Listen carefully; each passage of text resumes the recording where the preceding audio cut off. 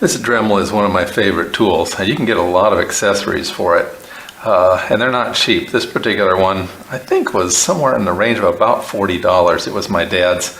And it's a drill press, as you can see. You put your Dremel up here, you put your object here, your drill bit here, and then you move your object into it.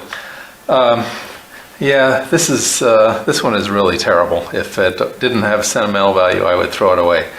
Now you say, wait a minute, what's this video about? You're talking about accessories. Yeah, that's right. This one was really expensive and it's not very good. Let me show you some that are really inexpensive that you can 3D print and that are really good. Okay, let's go do that. These are two routers that I 3D printed from plans on Thingiverse. I'll put the links below.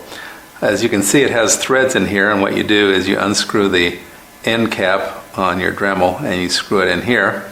This small one is very nice for small objects, and it has an adjustable height via this ring. Very nice. It is less stable because it has a smaller footprint.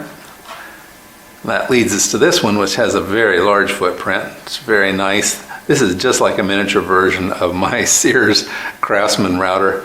Again, you screw the Dremel in here. You set the height by how far the tool is inserted into the Dremel, and then you just route. I mean, this works just like my other router. I mean, it's a miniature version of it.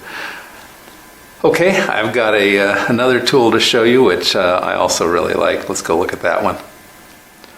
This is one of my favorites. This is a chop saw, and you can see the Dremel here, and you put your cutting bit in here.